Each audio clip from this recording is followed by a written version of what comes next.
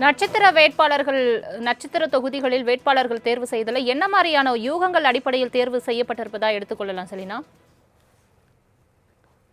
குறிப்பாக நட்சத்திர வேட்பாளர்கள் பட்டியலாக கருதப்பட இருக்கக்கூடிய பட்டியல் என்பது குறிப்பாக கடந்த முறை போட்டியிட்டு வெற்றி பெற்று இந்த முறை அமைச்சர்களாக இருக்கக்கூடியவர்கள், அதே போல கடந்த முறை எந்தெந்த தொகுதிகளில் வெற்றி வாய்ப்புகள் அதிகமாக இருந்தது, அதே போல வாக்குகள் எந்த தொகுதிகள் அதிகமாக வாக்கு பெற்றிருந்தது, அந்த அடிப்படையில் தான் நட்சத்திர வேட்பாளர்களை தேர்ந்தெடுக்கப்பட்டிருக்கிறது. குறிப்பாக கடந்த முறை குறுகிய அளவில் எண்ணிக்கையில் தோல்வி அடைந்திருக்கக்கூடிய தொகுதிகளில் இந்த முறை கூடுதலாக அந்த தொகுதிகளில் வேலை செய்து கூடுதலாக வாக்கு வித்தியாசத்தில் வெற்றி பெற வேண்டும் என்ற அடிப்படையிலும் தொடர்ந்து பேச்சுவார்த்தை முதலமைச்சரின் ஒன் டு ஒன் சந்திப்பிலும் கூட அதிகப்படியாக வெற்றி பெற வேண்டும். அதே போல வாக்குகளும் கூட அதிகப்படியான எண்ணிக்கையில் வாக்கு வித்தியாசத்தில் வெற்றி பெற வேண்டும்.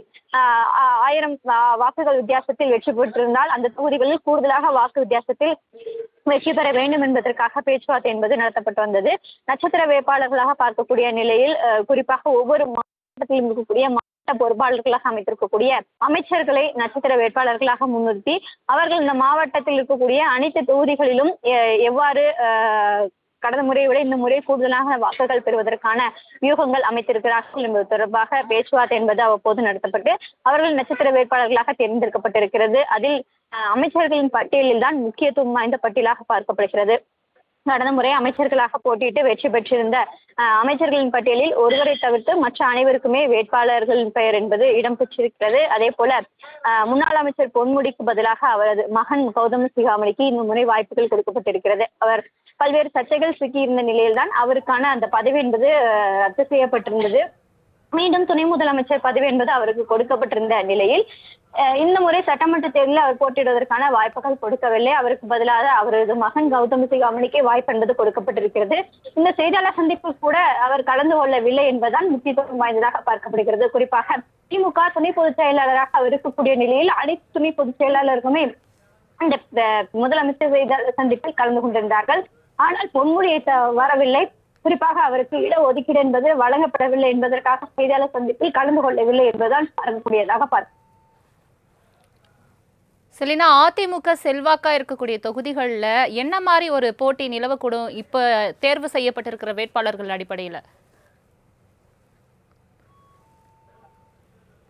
அதிமுகவை பொறுத்தவரையிலும் கடந்த அதிமுக ஆட்சியில் களமிறக்கப்பட்டு வெற்றி பெற்றிருந்த முன்னாள் அமைச்சர்கள் அனைவருமே அடங்கிய பட்டியல் என்பது முதற் பட்டியலாக 23 பேர் பட்டியல் என்பது வெளியிடப்பட்டிருந்தது.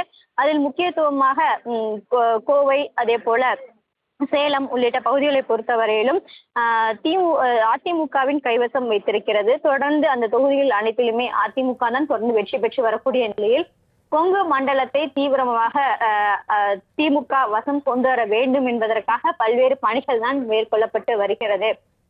அந்த வகையில் தான் செந்தில் பாலாஜியை அங்கு இருக்கக்கூடிய பொறுப்பு அமைச்சராக முன்னால் அமைக்கப்பட்டிருந்தது. அதற்கு பிறகாக அவர் அமைச்சர் பதவியை ராஜினாமா செய்த பிறகு மாவட்ட பொறுப்பாளராக நியமிக்கப்பட்டு கொங்கு மண்டலத்தில் இருக்கக்கூடிய அனைத்து தொகுதிகளையும் திமுக தன் வசம் கொண்டு வர வேண்டும் என்பதற்காகவும் டெல்டா மாவட்டத்தில் இருக்கக்கூடிய அனைத்து தொகுதிகளிலும் திமுக வெற்றி பெற வேண்டும் என்பதற்காகவும் தொடர்ந்து பணிகளை மேற்கொள்ளப்பட்டு வருகிறது.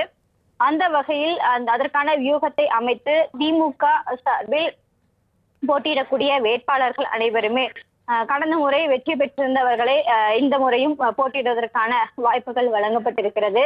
கொங்கு மண்டலத்தில் கூடுதலான தொகுதிகளை கூட்டணி கட்சிகள் கேட்டிருந்த போதிலும் கூட்டணி கட்சிக்கு கொங்கு மண்டலத்தில் குறைவான தொகுதிகள் மட்டுமே வழங்கப்பட்டிருந்தது. திமுக தான் முழு தொகுதிகளிலும் போட்டியிடுவதற்கான திட்டம் என்பது வைத்திருந்தது. ஆனால் கூட்டணி கட்சிகள் ஒரு சில கட்சிகள் கொங்கு மண்டலத்தை வேண்டும் என்று கேட்டிருந்த நிலையில்தான் அந்த தொகுதிகள் அனைத்தும் அவர்களுக்கு கொடுக்கப்பட்டிருக்கிறது. மீதம் இருக்கக்கூடிய தொகுதிகள் அனைத்திலுமே திமுக சார்பில் தான் போட்டியிட இருக்கிறது.